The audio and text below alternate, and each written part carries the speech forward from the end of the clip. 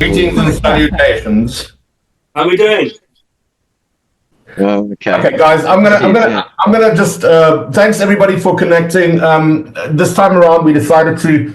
I think it's just best that everybody gets, instead of everybody going to and fro, we run down a couple of questions and everybody gives their sort of input on the question, and then we move on to the next question and we go sort of until everybody's done, and then the next question. You know what I mean. So I'm going to kick it off, guys. Let's start with Mr. Clive Pearson. On it. Okay, yeah, nice one. Tell me quickly, what was your first? I think that's what mystifies everybody. It mystifies me. It's always. I obviously thought metal started around there somewhere with Odyssey. I was very well informed by Mr. Mark Vass and Dean Smith that it was way before that. So, whoa. So tell me, what was your first exposure to heavy music in SA? Yeah, so I've just written some stuff down here, so I'll just sort of go through it quickly. Typical bass player has to write notes down. No derogatory statements. I've been getting them all day in rehearsals, mate, the whole day. Anyway. So, yeah, it was, I was exposed to music, yeah. So, what triggered that moment where you thought, fuck? Yeah, I think, because when I was young, I always listened to music, basically, always listened to music. And then, my mum bought me a little turntable. And then the first exposure I had was actually the Band of Gypsies and Suzi Quattro. Those are the first acts that I really saw that got me sort of going, in that sense. So yeah, well, once I saw Suzi Quattro and Band of Gypsies, and I used to see small bands at parties maybe, but it was all apartheid. So there was no gigs. There was like discos that I could go to and see cover bands, and I looked at the music and it was amazing, the drummer and all that. So I started I had an older brother. So his mates were all listening to Jimi Hendrix, Black Sabbath, the early stuff, the really early, as I said, Uriah Heep. And then I got into AC/DC in the 74, 75. And then that's when I started. That was my heavy metal. As soon as I started listening to AC/DC, then that was it.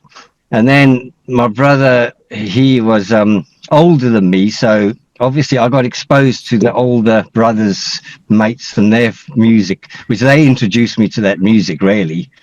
Because my brother was not really into the heavy metal stuff. He was into Supertramp and all that sort of stuff, you know what I mean? So, and then Chris Gaskill bought me he was playing with my brother, like in the 80s, 79, maybe 79. And I bought a bass guitar off him. Yeah, then I started playing bass because my brother was drumming. Remember, Chris? Yeah, I bought that 30-pound bass for 30 Rand off you. Yeah. And I started playing with my brother because he was a drummer. It was great. So, and then obviously we started playing with First Hand, and then I went to London in 84. So then that was it. And then when I come back, that's when Lee was managing Lynx. So I was in the right time, in the right place all the time, because when Mark decided to move on and go somewhere else, I joined Lynx. Only because obviously Lee was the manager, and I was adequate enough to do it. But and it's the same when I started playing bass. I think Chris was playing with Lee, and then Lee joined another band in that bass. Mark Proctor. Actually, the first band I took was First Hand with Mark Proctor in 79, 80, and he left to play with, I think, Black Rose, and then I joined First Hand when he left, basically. So my first band was with my brother. And then we went for years, and then I joined Axis, which was a cover band with Dave Bickus, Ernie on vocals, Boyd, and my brother and I. And then I came to London for a year, and then when I come back, then I joined Lynx for 2 years, and then I went back to London, basically. Very incestuous in those days. Yeah, there was no music. We could only listen to the radio, really, and when we were like 9, 10, 9, 10, 11. It was shit, wasn't it? I couldn't afford cassette tapes and all that stuff, so I managed to buy a couple of top 20 albums, top of the hit 20 albums. Remember those albums that used to come out? Sound yeah, that's it. So that's how I got into heavy metal. Sounds wild, even better. Yeah, my mum picked up that. I think my mum picked up that I was always listening to music from a young age, and that must be why I kept pursuing it and eventually learned to play the bass, you know. Can I just chime in here and share a quick story? I know we did it on the other story, but a quick, and Dean, this is the weirdest fucking thing. I mean, Dean Smith and I go back since fucking Jesus was a baby, but I remember watching Lynx in my hometown of Benoni. And Benoni is known for one thing, a Charlize Theron.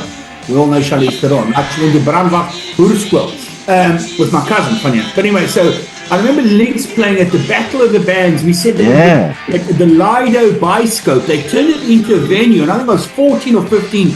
Somehow managed to sneak in, and was the Kamikazes, the punk band, was Lynx, and there's Rome, which you said became Radio Rats, and then we had a band called Chicks, which has got Fran Hilton was in the band, which obviously she went on to become a very, very famous football coach for Bayana in South Africa, etc. Awesome chick, right? And no, the Freudian chick, and the Chicks won the gig, but the band that fucking stuck out for me was Lynx. I mean, they were just outstanding, and to me, that was one, I must say, probably the very first metal band that I saw as a kid. I thought, fuck, I want to do that shit, was Lynx. At that fucking in Benoni of all places. That was Tony Granger, very good musician. I mean, he's a very successful marketing now, but he was he wrote the songs, you know. Tony Granger was in Tyrant before then. Is this the very Tony Granger that became a successful art director? Yes. He went to New York, became the director of fucking Saatchi and Saatchi in New York. I used to worship that guy for the stuff they. Wow, unbelievable! He's so good, and I got to know him really well because with my brother when I was with the Lynx, and then he went to America after that advert with the Beat the Benz. When he did that advert, Beat the Benz, Beat the Benz. That's the Americans phoned him up, and he was out of there like a shot, man. Yeah, absolutely gone. Yeah, best movie he could have done, obviously. He used to cross the road from me in Berario.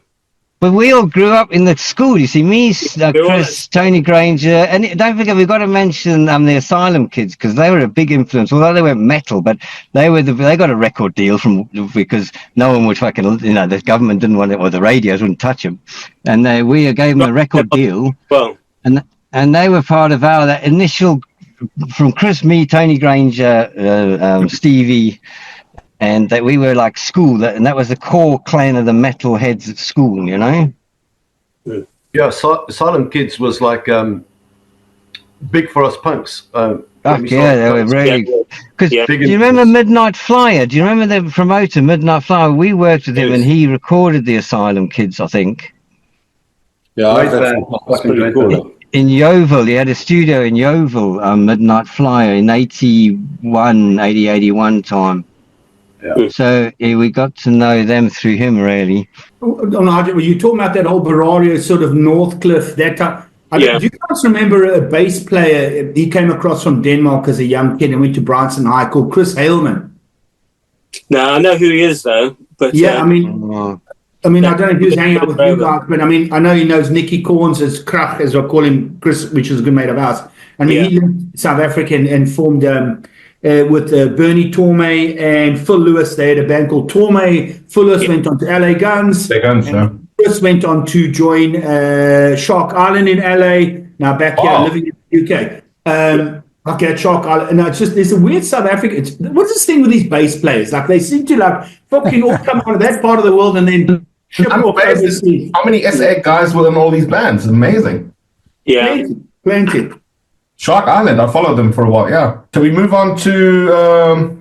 who else we got here? I need to see. Go Gary Walker. Have to give it to Gary. The legend of Razor. Oh my God. The fucking hairs on my arm standing up, bro.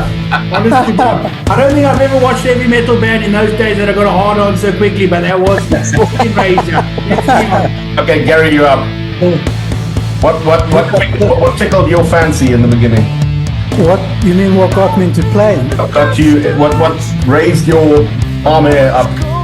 It's a weird story because I started playing when I was 14.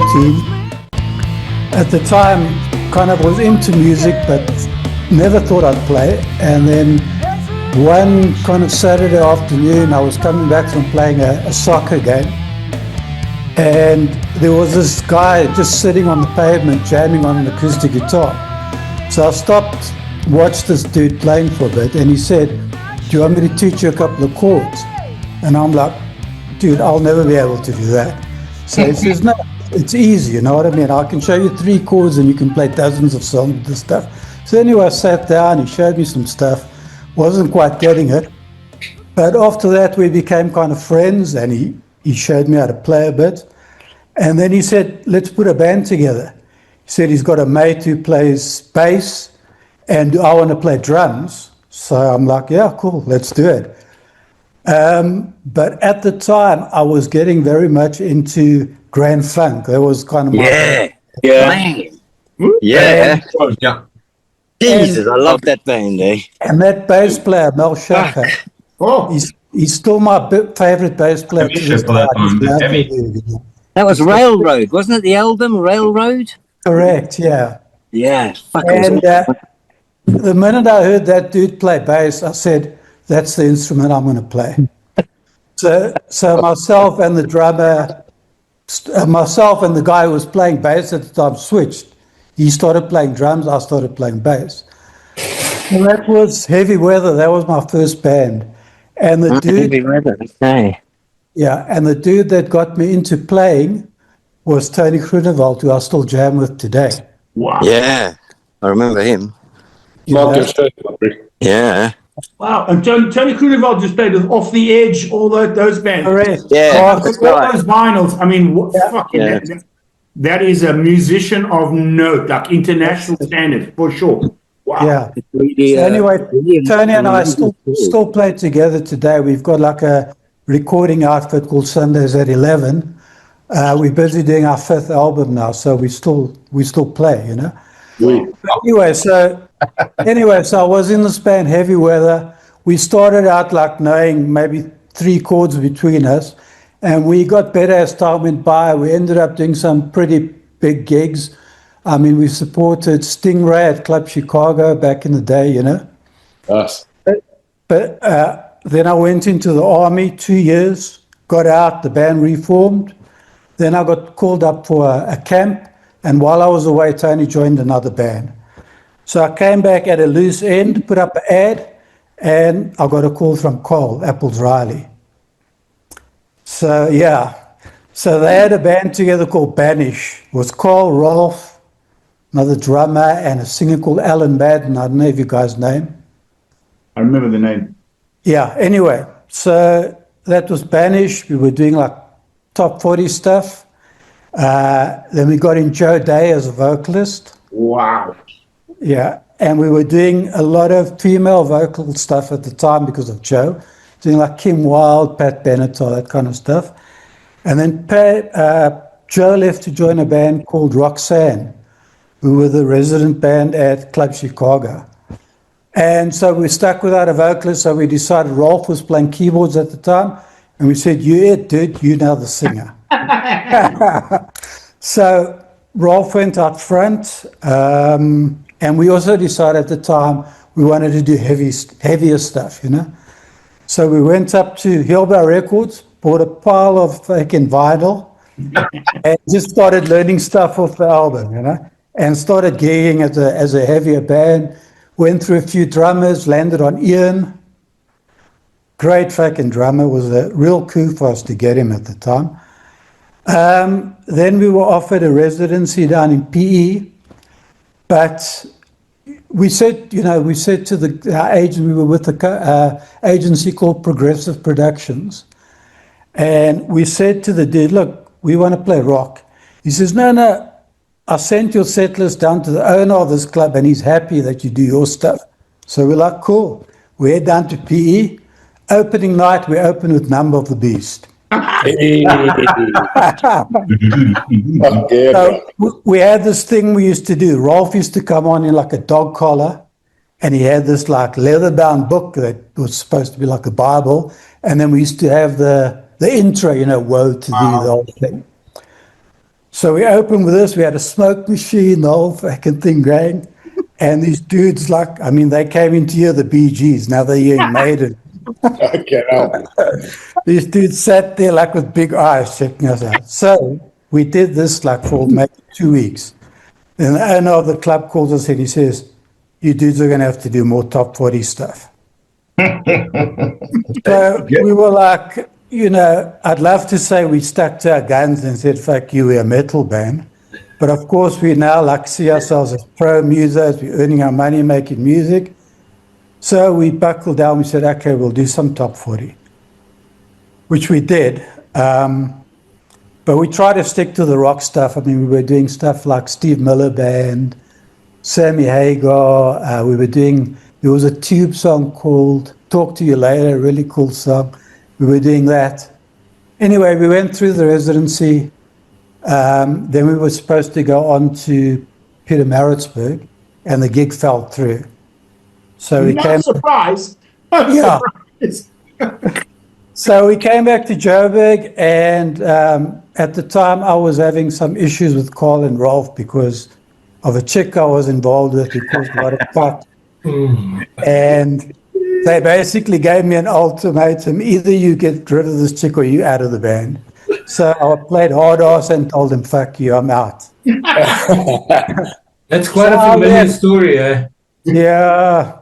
So I left. Mark Proctor came in to replace me. And then about 6 months later, I got a call from Vince Hall, drummer, very nice drummer, who was also in Black Rose, by the way. And Vince said, like, a mate of his, Johnny, had just come back from the UK, and they were getting something together. Do I want to come in? So I said, cool. And that turned out to be Razor, Wow. So so that's how it all started. I mean, there's a lot more to the story, but I'm not going to hog the whole thing. And in PE, we played at a club called the Ritz. I remember there was that old hotel that was in PE that used to do rock gigs and stuff, like a very old hotel. I think it was broken down a few years back. Yeah, the club there was called Is American. Yeah. And the resident band at that time was Bernie Miller. Do you remember Bernie Miller? Yeah. A Circus, yeah, that's it. Yeah. And interestingly, my old mate Tony Groenewald was in Bernie's band at the time playing bass. So that's how the story all goes around, I mean, the only venues I was playing in those early days was the Stage Door, the Ambassador, the Chelsea, and the York Hotel around the corner from the Chelsea. There was the Oxford maybe, but there was only the venue. There wasn't many venues because they were all clubs and discos there, like Gary played. You know what I mean? But there was very few heavy metal places to play. Oh yeah. In the early 80s. Did you play at the Oxford Hotel? Yeah, that's in Montreux there. Yeah, we did a gig there because there was that crispy, greedy boys. Crisps Lee was managing us, and he wanted us to play the shopping centres because we could get dressed up and makeup and shit and go around the shopping centres doing the crispy boy, greedy boy crisps. But we also said it's actually Gary. We said, no, we're not selling out, man. Well, I didn't, but the rest of the band said, we're not selling out. Well, they would have made loads of money. You know what I mean? Yeah. Anyway, so I just wanted to throw that in. The Ambassador and the Stage Door, really, and Plum Crazy were the only places I really played. The Plum Crazy, yeah, that was classic. Gary, what happened to the chick? Well, we've got a kid together and a grandchild. So congrats, nice one. But it never lasted, of course. Wow, we're so young, weren't we? Fuck, man. Go figure. Yeah. Jesus Christ. Okay, we're on to Mr. Vincent Weynen. Give us your story. My story. Can you hear me? Yo. Yeah. Oh, well, my story. Well, I was an immigrant in South Africa. I came from Belgium with my parents in 1981. And first we lived in Joburg a little while, and then we went to Pretoria. And I played guitar because my dad was also a guitar player. He taught me how to play the guitar. And when I was 14, I think in 1981, I started picking it up more and more and more. I started playing, got to know some school kids like Andor Barishka. I actually dated his sister. And then one day, we went to the Oktoberfest in the Just German so that school. you know, Osiris split up because of that sister. Oh, fuck you, man. Always a woman involved. Jesus. Konrad, that's 40 years ago. Please, let it go. Okay, no more. No. In any case, I met Konrad at the beer fest at the German school, and we got nicely drunk. And Konrad will do his part of the story too, I think. But afterwards, hey, you like heavy metal? Yeah, me too. Yeah, let's do something. That's standing in the box. Yeah, we were standing in the toilet. He comes next to me with his metal jacket, and I go, "Oh, do you dig metal?" And he goes, "Yeah, but now I'm a bit older than Vince, so my knowledge of metal was like at the most Black Sabbath in those days and Rainbow and those boys." And I was already wearing a jacket. He comes in with this Metallica, and I go, "Who the fuck's Metallica?" But I think the influence that I got, first of all, to say where we started playing metal, or where I started playing metal, was because I had still lots of contact with my friends in Belgium, and they were exposed to all the new wave of British heavy metal stuff. They were sending it to me via tapes in those days. Put it in an envelope, send it to South Africa. 2 weeks later, I get the tape. It was fantastic, actually. In those days, it was really. I mean, now everything goes so quick. In those days, we really had to take the time to receive the stuff and to listen to it, and we used to do that together. So me and Konrad and Andor and his sister and Madeleine, who was the guitarist of Osiris, who was then Konrad's girlfriend also. Thank God it was in those days, because if it was now, the tape would never arrive. No, exactly. First then. Well, probably. But anyway, we and Konrad was staying at this a commune. Remember, Connie? White House. The White House, with his girlfriend, and his girlfriend's brother was staying there too. And we used to rehearse in a small little room. Remember, Konrad? Yeah. Right in the garden of I think of the White House. You could basically, the only thing you could fit in there was a drum kit, but we actually fitted the other 3-4 musicians in there too. And we rehearsed. I used to stand on a chair to do the vocals because there was no place. Basically. And the whole room is a sweat box. Yeah. Oh, yeah. And then at 10 o'clock, we used to finish the rehearsal and say, okay, let's go out for drinking now. But Madeleine always used to say, no, that was basically the beginning for me for Osiris. Osiris is a long story. It started in Pretoria, I think. Before that, we even started gigging. The whole story was taking to Cape Town because Konrad and Madeleine moved to Cape Town. And that's actually where Osiris really started playing. And then to come back to Pretoria a couple of years later and me joining again.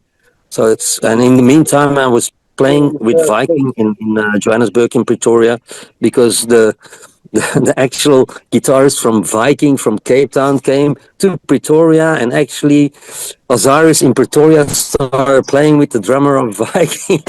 It's like, I found that piece interesting the other night. You posted it on the chat group. I mean, I had no clue that Osiris actually was based in Cape Town for a while. And I mean, you know, the earliest metal band that I remember from Cape Town, but they weren't really a metal band, was like Fallout or something. So it's bloody interesting to me. And if you guys can maybe talk about that for a bit, it would be fantastic. I'll tell you about Cape Town part is Konrad. I mean, he's the one that. Yeah, the Cape Town. Can I just ask you a question quickly before Konrad carries on? As far to my knowledge, Osiris was the first thrash band in South Africa, as far as I'm concerned. It was the first band I know of that played Celtic Frost covers, Metal Church, Venom, and Venom. Let's call it proto thrash. You know, like yeah. I don't know if Vincent or Konrad, if you guys know of anyone before yourselves. Well, I think that the thrash chapter started when Osiris came back from Cape Town to Pretoria, because the big influence there, I think, was Andor from Switzerland, who loved Metallica, Slayer, Celtic Frost. Metal Church came from my side, I think, and that's how we I think that it's like the second wave of Osiris that became thrash in 1985 or something like that. So were we the first thrash metal band in South Africa? I think yes. Yeah, I think so. To be honest, I would go with that. And to tag on to Dean there, sorry we're hijacking this thing, but we're just connecting all the dots here because we're the fans, right? Dean and I are the young fans. Is that let me tell you something. I never thought I'd see the day that I will sit with all of these others on the same at the same time. I'm like a fucking bro. Yeah, I know too. I mean, I generally don't drink, but I'm drinking tonight. But I remember watching Osiris at a fucking club in Pretoria. I don't remember what it was because I think I was on the Colombian marching powder, but we just edit that. And was it Jacqueline's or something where the Osiris shocked the fuck out of everybody that came to watch? I'm not sure what they were expecting. Jacqueline's. Konrad had all the spikes on his arms. I mean, I was like, what? I mean, I'd never heard this shit before. And it was just unfucking believable. I mean, Razor, Lynx, and all the Black Rose were great. And then, no disrespect to that sort of section of the music, but then going to Pretoria of all places and going to see Osiris, I was like, you've got to be fucking joking. This is just off the charts, man. I remember those days. Where was that? Jacqueline's? I can't remember where that gig was. I don't know which gig you're talking about. Was it the one where we had the whole stage up, set up and everything?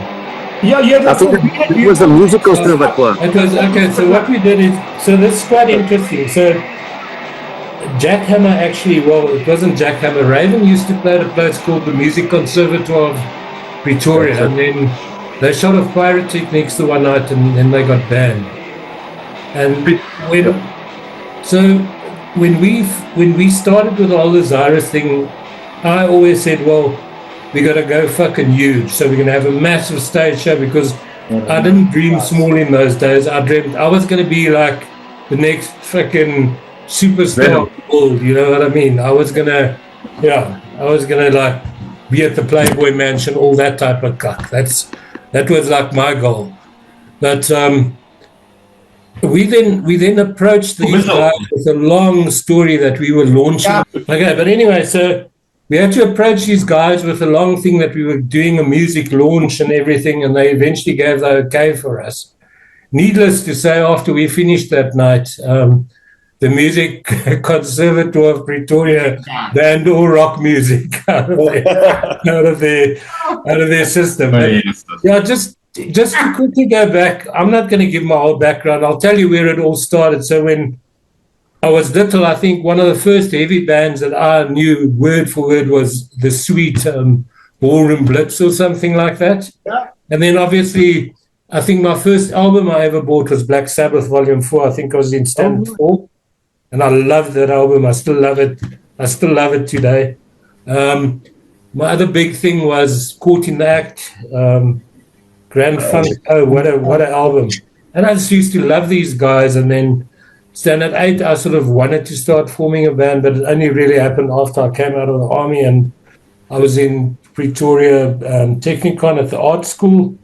And I played with a bunch of guys and they crapped me out because I always said, no, this is not heavy enough. But they were into talk and all that stuff. And then I met this crazy kid, Vincent. But then as far as the Cape Town, because I think that's the part you guys really want to know, Vince sort of touched on all this stuff that happened in Pretoria. So Cape Town was actually quite amazing because when I was at the art school, Div's other sister, Marita, was also studying with me. And she started she met Russell because Russell's one friend was in the army in Pretoria, Russell de Villiers. And Russell was a really, really flippant, potent, excellent, really good drummer. And he said, well, come to Cape Town. I mean, being students, let's go to Cape Town. We're going to, rock it. And we then started playing. Madeleine was on guitar, a guy called Andrew Seba. I don't know if any one of you knew Neil Seba. He's actually in LA at the moment. He does a lot of music soundtracks and so on. So we played with his brother. Russell was on drums. I'm trying to think who the bassist was. I think a guy called Stewart that actually played with Viking for a while as well. Vince, you can help me out here if you think I'm wrong. But yeah, so we played. Stuart was the bassist of Viking, huh? Yeah, then the very first gigs that we did was in the Libertas Hotel in Goodwood, I think. Parow, yeah, on the corner of Parow, Goodwood, yeah. That's right. So we did some of our gigs there. That's where I met Brian from the council that used to play with Kevin Shirley and so on. He was the vocalist. Is this the Kevin Shirley of Iron Maiden fame? Yeah. Kevin Shirley, producer, that's doing, what did he do now? He recently did, he's doing one of the metal bands now as well. Not sure. But anyway, so we sort of then played Cape Town. We played at a gig close to the old Cape Town, that big flea market there in the square. Oh, the city hall. Yeah, there was a market there, and upstairs there was like a marimba club, which then started playing us, and we played in a battle of the bands there. That Shifty Records, that was, and I think the band who won that night was a band called Abazabenzi, and I remember the guys came to us and said, "You actually had won the battle of the bands, but we can't sell your music. Nobody's going to buy it." Yeah, okay? That was Shifty Records, eh? Shifty Records, yeah. Okay, yeah. So I remember that, and then we moved back to Gauteng or Transvaal in those good old days, and Vince and I then sort of sat down and just sort of planned that whole gig, and obviously him and I were the two main contributors financial-wise. It cost us a bloody fortune in those days doing that whole show, renting the equipment. It was quite cool because I knew all the kids from art school that studied with me. We studied theatre craft, so they did our lighting. The only guys who didn't do anything properly were the sound guys, which were some music shop in Pretoria. They were great. They built props for us. They did a whole lot of stuff for us. They were really a big help in pulling the show off, which we could put down then. It's amazing how resourceful one gets, especially with our limited availability in Africa, you know. Yeah, and in those days it was really hard because you didn't have anything. Nobody listened to the music. I remember walking around, like looking at people who wrote, especially in Pretoria, Snor City, Bible verses on our posters. You know what I mean? And guys, here's a little story, just quickly. Us in Namibia, when we played our first couple of shows, I remember going to the music store to get some new strings and possibly look at a new amp. And I remember the sales lady of the music store actually creeping up on me very slowly and asking me, "Is it true that you guys are satanic?" We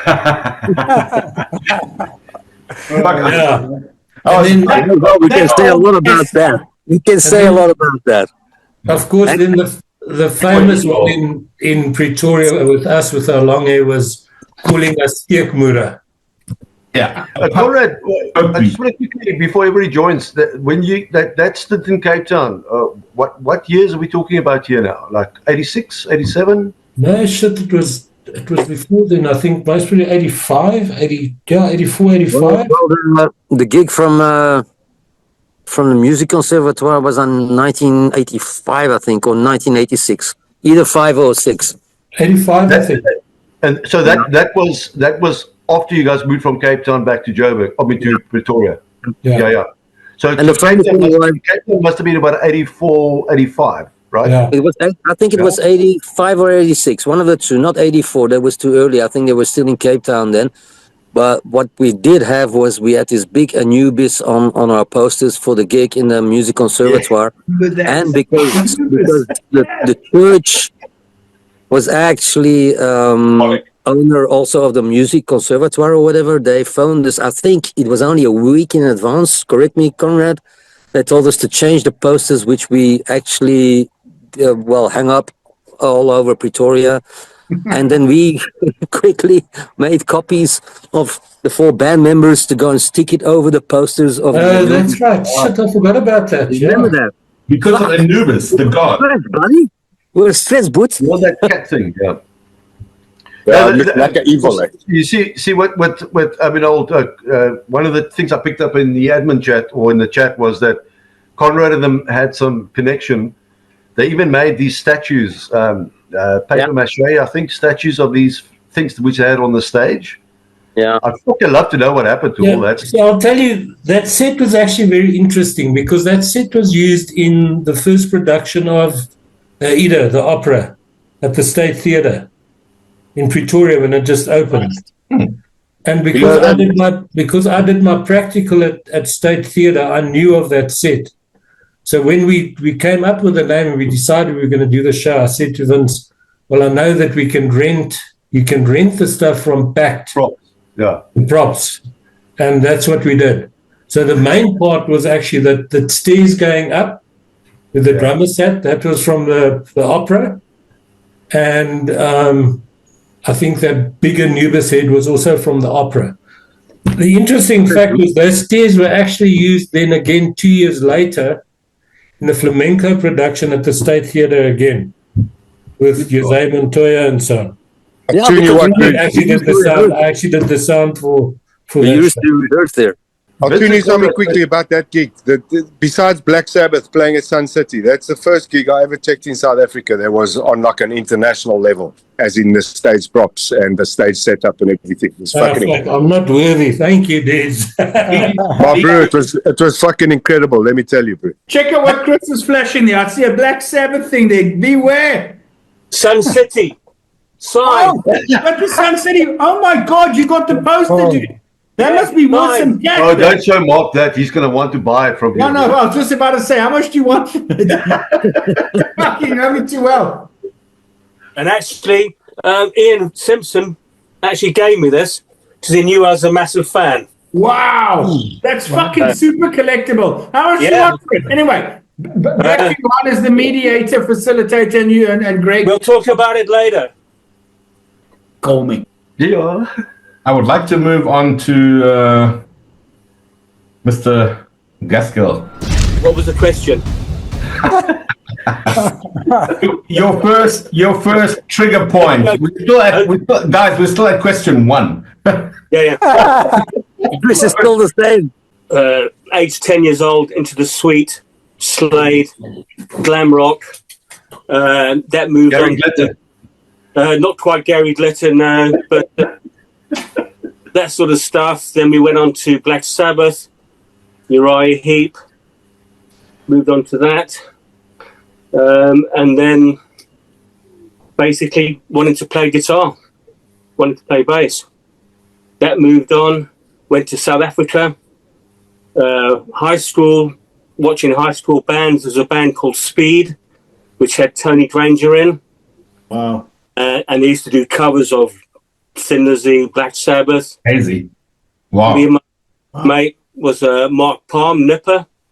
As Gary knows him, Clive knows him. Other people may know him. He's got quite a good reputation as a bit of a troublemaker.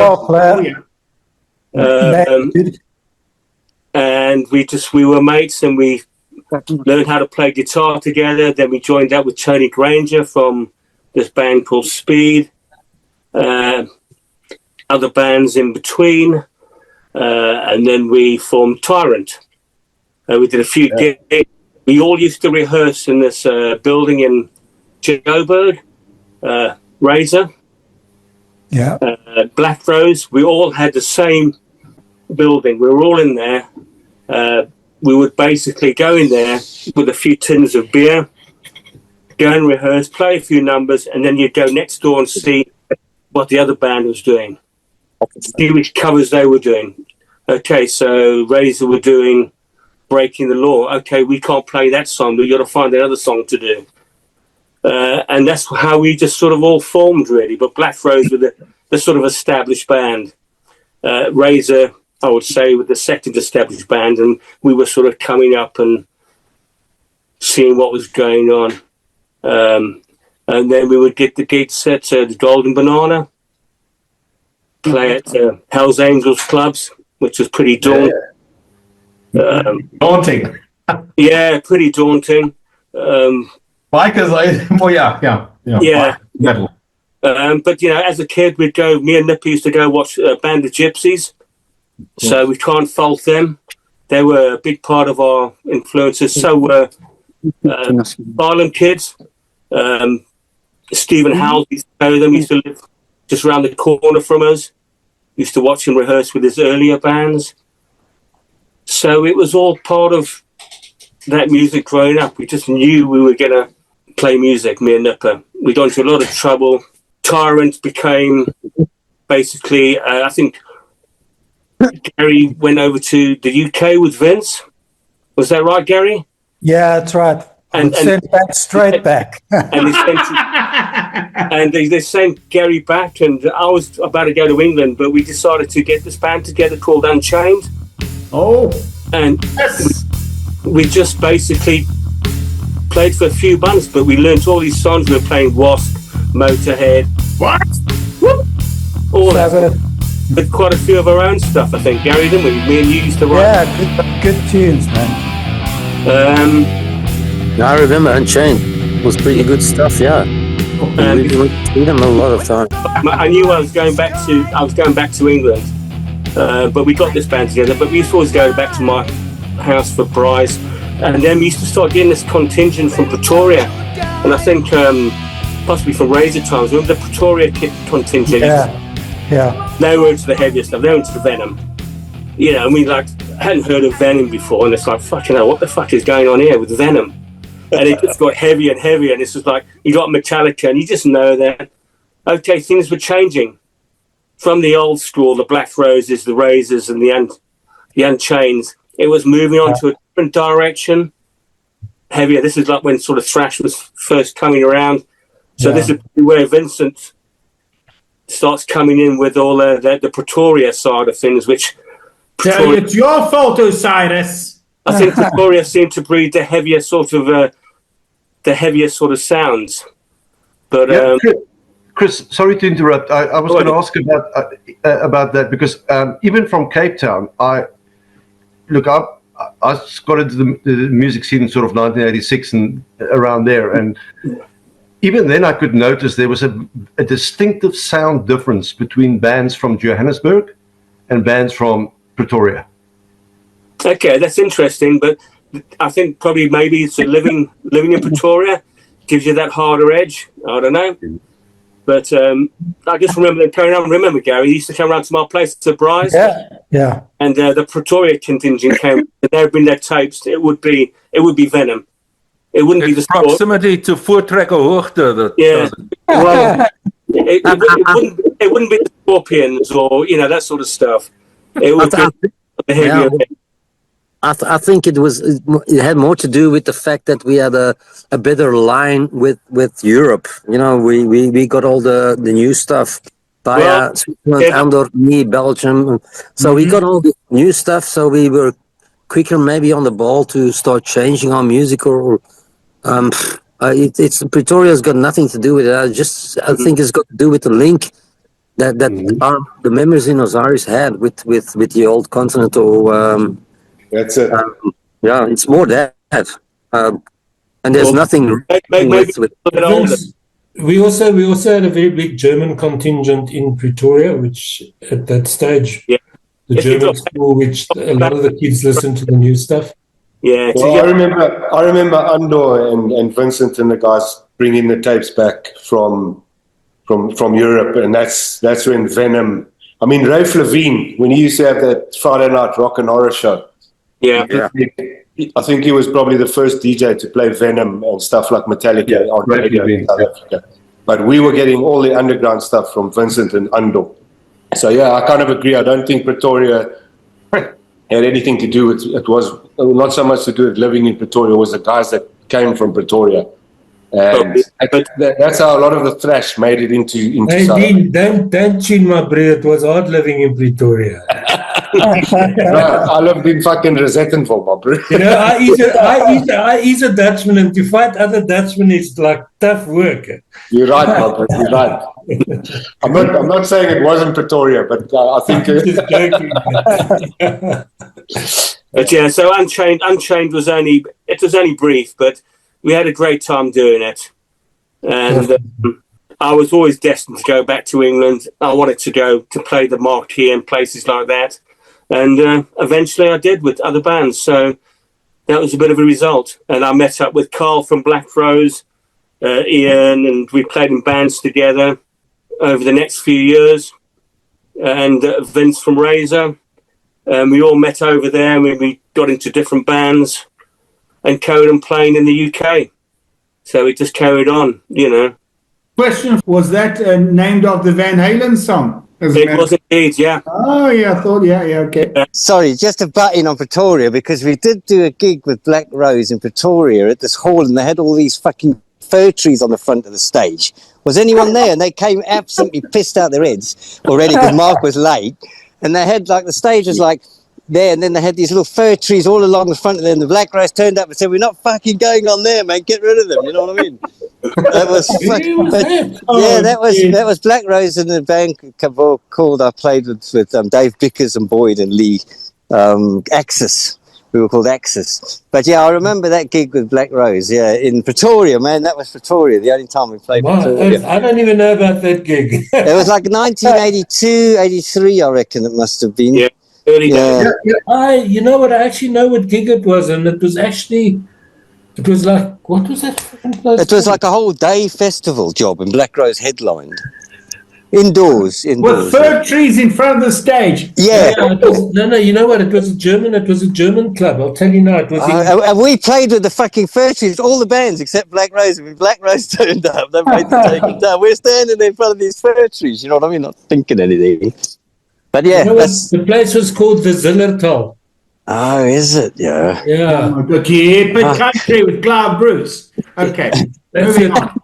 Look, I'm going to interrupt quickly. I just for historical purposes, and I've got to fucking put this all into some sort of a timeline. Yeah. No, we've already gone through some of the bands, but so if you guys could answer, so Unchained was from and Lynx and Black Rose, which year to basically which year? I mean, that would be a really. That was 1980 You're asking these old 84. fuckers. I don't even remember what they had for breakfast, Greg. It must be 80 to 84, wasn't it? Lynx was around 82, 83. Lynx was not 82. Oh, no, 85, Lynx. Sorry. You're smoking too much, mate. You're smoking too much shit. Yeah, 85. Sorry, Lynx was 85. Black Rose. Yeah. That's right. Yeah. Black Rose first. First. Razor, Tyrant, Lynx and Unchained. Yeah. So 84, 85 era, yeah, because I left in 84. And then we skedaddled to the UK. Yeah, then we left for the UK. We all left for the UK in 84, though. Black Rose, me, everyone left at you. No, but you came back, China. Oh, I came back to Lynx, didn't I? Yeah, fuck yeah. Lynx was 86, wasn't it? 87. So, yeah, the original... Greg, you shouldn't have asked the question. You should have sent it. The drugs don't work. This is not going to make your editing. Drugs don't work. It's true, isn't it?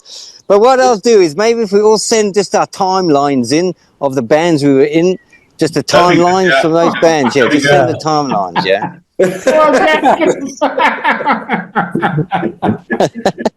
Come on, I'm dying to hear from Stretch, the legend. Yes, Stretch. Yeah. I'm going to mute myself, okay, because I'm going in the pub, okay? Again. You're going in the pub. China. Take us with in the pub. Yeah. All right, man. Yeah, there's no hot women in here, unfortunately. Oh, take us into the pub. It's full of great. See you later, China. Okay, Stretch, take it away. So the question was, what triggered an interest in heavy music? What triggered you? Yeah, what? How did Lenny say it? What squeezed your lizard? Well, there was music around. My grandmother used to play piano in the silent movies and stuff like that. So, but it was kind of different. Then I had the great pleasure of hearing an album called Fireball by Deep Purple. Yeah. And that kind of was a catalyst.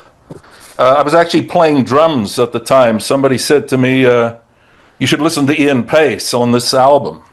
So I bought the album. I got halfway through the first side. I'm like, what's that? I want to do that, which was Richie. So that's kind of how that started. But, as far as the Look at Gaskill. He's got everything. He's worse than Dean Smith. He's got the vinyl collection. So as far as the heavy metal side of things goes, I mean, that's kind of band-wise the background: Deep Purple, Uriah Heep, Zeppelin, these kinds of things. But I was tending to a professional career, so I had managers who said, "Well, you can't be doing that. You need to be doing this." And we eventually had quite a successful quasi new wave band called the News. We actually charted before the SABC apparently pulled the single for having too much of an ethnic sound. I have that in my collection. Yeah. News. Okay, that's cool. So, but anyway, the News was often accused of veering into heavy metal territory, probably because of my predilections musically. So, did you guys play Free People's Concert as well? Oh, yeah. Yeah, I remember that, yeah. Yeah, and I mean, we were heavy on stage presentation and this kind of thing, so the heavy rock stagecraft applied very easily to what we were doing. Mm. But eventually, we did a national tour and came back and just started doing the same old gigs again. And I was like, okay, I'm out. So I formed a band called Propaganda with the rhythm section from Void. Danny DeVette, Terry Andalis, and a percussionist. And we played about 6 to 8 months around Cape Town. Well, I was a Cape Town guy, so I know that scene very well. And all of a sudden, Greg's going, oh, he's from Cape Town. I get that, okay? Yeah. But the club thing was dying around. It was like 82. So the club scene in Cape Town was in some poor shape. I was actually on the way to, around this time, putting a band together with Saverio Grande from SAC. Oh. We used to my wife and I used to drive around Cape Town with Savvy in his Vanden Pla Princess with a Rolls-Royce grill and talk about this band. But HR was not what we would have hoped for.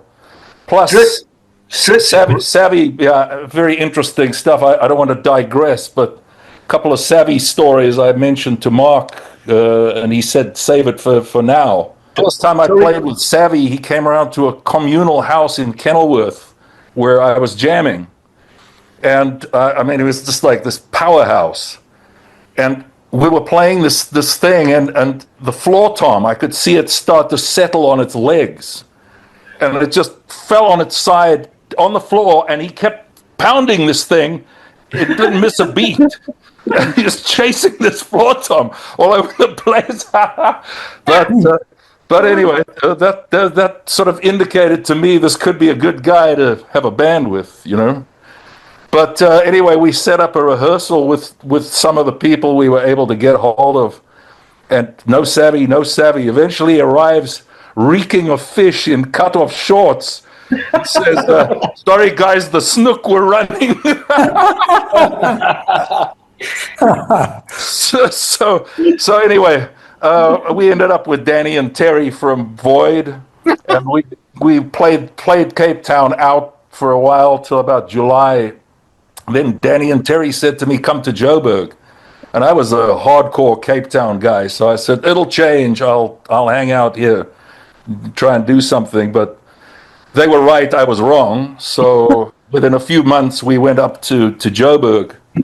And then still because of the pro thing, we formed a cover band. Tried to play as many songs as possible with guitar breaks in there. But it was tough at that sort of mid-'80s time in South African clubs. So anyway, that eventually folded. My wife and I were expecting a kid, and I went and joined a music store as a manager, whatever, but kept playing. And then I formed BBC Paris, the Joburg version, with Aggie from Void and Terry again, and Danny's cousin on drums. And then, we did a few gigs. We did something with Razor on a New Year's Eve and stuff like that. Because Gary and I mean, we're still. Gary's nodding, so he remembers. Gary and I are really close friends. So. Give me a minute. I'll be back. Hey? Yeah, because you're old now, Konrad. You need to go for a piss. We understand. So, we were talking. BBC Paris eventually folded about 86. And Gary and I were talking about doing something. And then this Irish club gig was coming up. And he said, hey, why don't we do something? So I'm like, yeah, why don't we do something? and we roped Aggie in to do a couple of Rainbow tunes. He had that kind of voice. And I guess we did some Whitesnake and stuff like that. And I was doing the vocals there. And the gig went pretty well. Oh, yeah. Just quickly, so, Aggie surname? Aggie de Aguiar. So he ran for a while a guitar shop. I could be, yes. In fact, I was there, yeah, and he sold Jacksons. Yeah, sorry, just Magnet Music. I was general manager of Magnet Music. He worked for me there. Yeah. And then we went to LA and he took over the shop. Amazing, cool. Yeah. Isn't that the gig when you ran across the tables with your long legs stretched? That's the Irish club gig. Yeah. All 6, 7, 8, 9 of you. Was that the one, yeah? Yeah, so it went rather well. So Gary had this club for a minute, and we did a second appearance there, which also went pretty well. But apparently the club was subject to some attrition by the patrons, and did not last hold on as a going concern. So there was that. And then Gary and I decided, hey, I've got 8 months before I'm going to LA with my wife, who's a powerhouse vocalist. And we figured, okay, we'll form something. It sounds a bit like Unchained, about 6 to 8 months worth. Yeah. In 87. Wow. And we formed an outfit called Coup de Grace. Wow. And we played whatever we could play. We played with Pete Buerta in Pretoria. And stuff like that, but it was known that it was only going to have a short shelf life because we were going to LA. So that's then exit me, and we reconstituted BBC Paris in Los Angeles as a prog-informed heavy rock band. Completely rewrote the way the music was for that name, and continuing to this day, actually doing some recordings with Gary right now. Wow! Excellent. Yeah, and we did I have a power trio. It's a recording project called Shadowscape.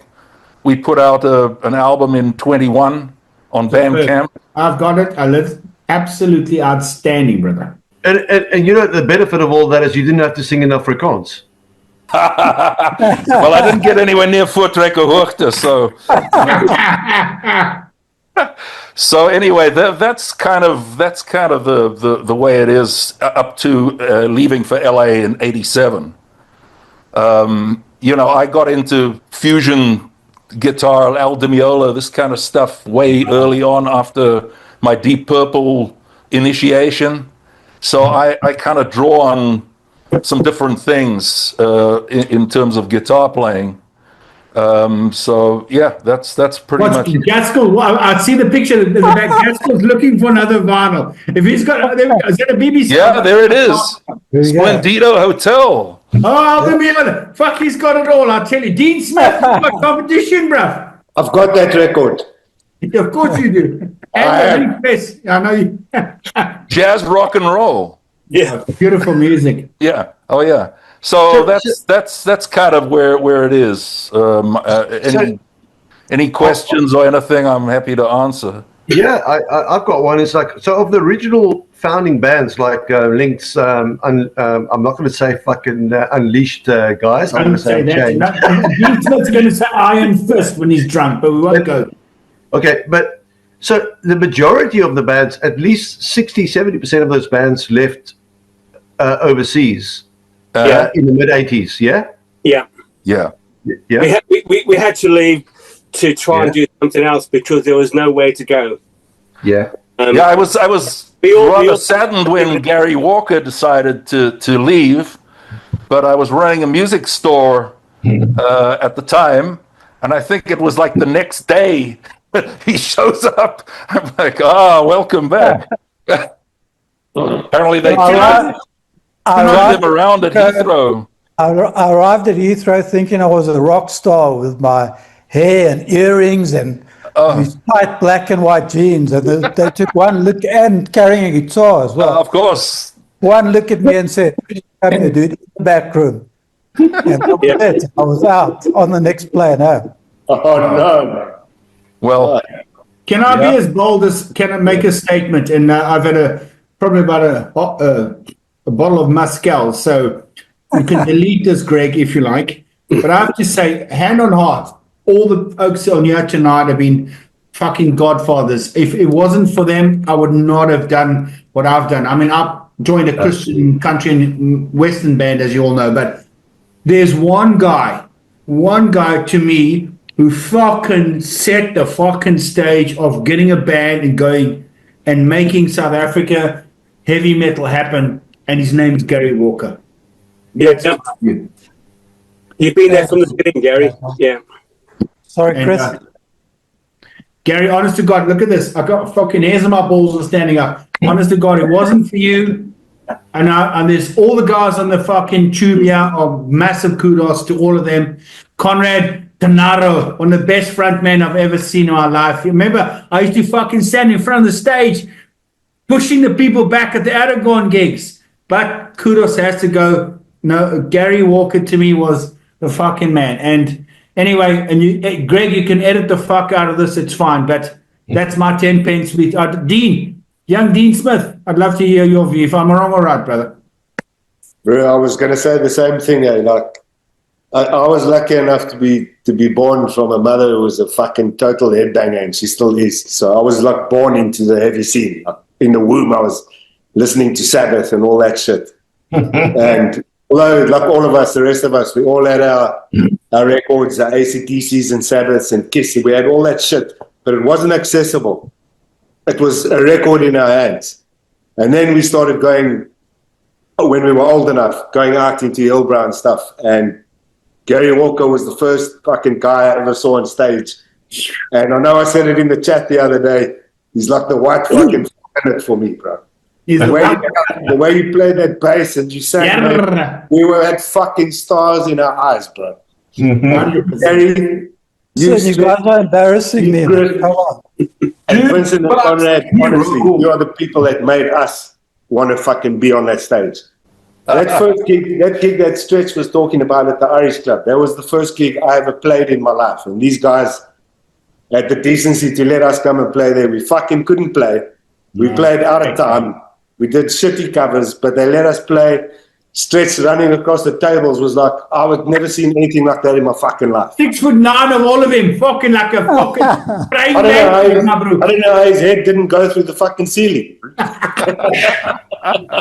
Listen, just to pay it back a bit here, I just want to say, the bass player South African bass player that I always admired, and a dude whose songwriting abilities I'm still very much admire, is this guy over here, Chris Gaskill.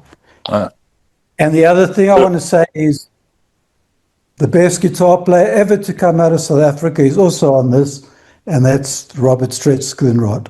Hey. I don't agree with Gary, because I'm going to turn it around, and I think he was better than I was. But I think we always had mutual respect for each other with our bands and that, and we all went our own ways and did our own thing. And luckily enough, Gary and I hooked up a couple of years back, and he came down to Exeter where I live, and we hooked up after, how many years was it, Gary? Nearly 30 years? 38, 39 years, yeah. Yeah, and it was just like the stories, and it was just, what a treat. Chris, your bands, like Unchained and the bands Gary was in and Stretch, like, besides, I know I mentioned earlier that the Osiris gig was probably the most professional, as in presentation, that I'd seen in South Africa. But watching Unchained and Black Rose and Razor and Stretch in those small clubs in Joburg, was it's the same as us being watching the AC/DC videos and the Kiss videos on Pop Shop. You guys were so fucking professional. Sorry, Dean. Basically, we had to make our own entertainment. Yeah, man. Because there was nothing else there. We didn't get the bands there. We got on there, so we had to make our own entertainment, and we were friends with the fans. We partied with them. We did that. There weren't someone down there. They were just like, "Come and join us." Yeah, man. You know, we're up there doing it. You can do it as well. And luckily for us, you guys carried on doing it. Yeah, man. And can I just say something here? Do you know that one of the key takeaways for me is that what you guys said earlier is that most bands are so fucking competitive globally. If you're in a band and there's a band room, you got to jam and you practice. Generally the bands don't want to practice next to each other because you just don't want to do that, right? Because ego, fucking starved, they're going to steal our fucking riffs. What you guys said earlier was just fucking mind-blowing. How many of those bands you guys back in the day were jamming and practicing in the same band rooms almost at the same time? So you'd finish and go and get the piss on with the next band and go, hey, great stuff. And we'd share riffs. And that's something fucking unique that does not happen in the music business at all. It is extraordinary. And I tell you, I think that is, dare I say, it's a unique South African thing in a way.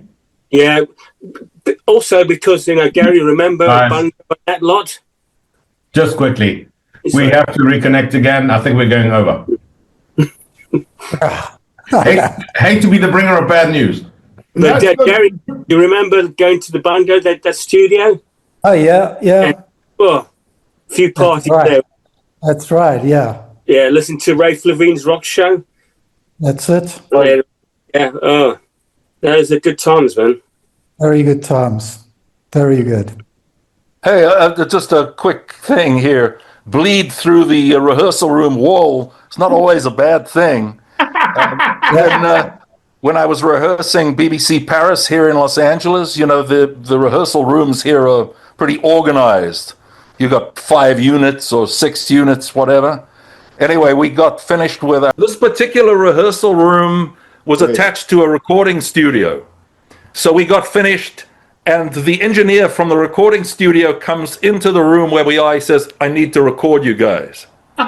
So bleed through studio walls is not always a bad thing. Can I just give my 2 cents worth on the practice rooms? It's actually quite funny because we had a practice room in Loop Street, and Bright Blue was actually just above us. And they always used to complain about us being too loud. And the one night, the little guy with the glasses, he actually came down. He was quite a sweet person. He just said, guys, we love your music, but can you please just play a little bit softer?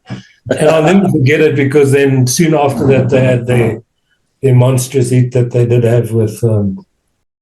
Well, I could tell a story about a certain band. I won't mention names because Dean was involved. And they used to rehearse next to a goth South African band with a beautiful girl who used to play drums. And their bass player, after the rehearsals were over, he'd go over and sniff the band stool. Anyway, these people weren't friends of Harry, were they?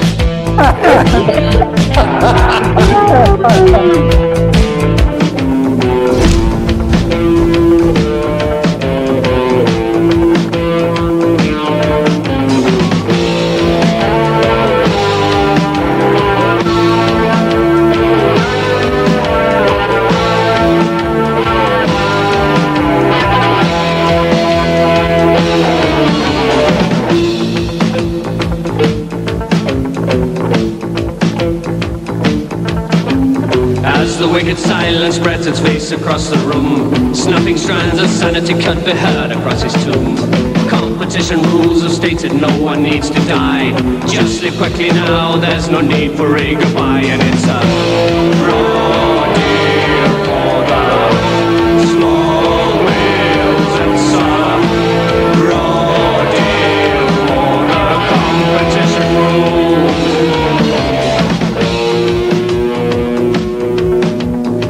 The glare of hungry stares as you stand to fight fool. A web of lies and small deceits they play without their rules.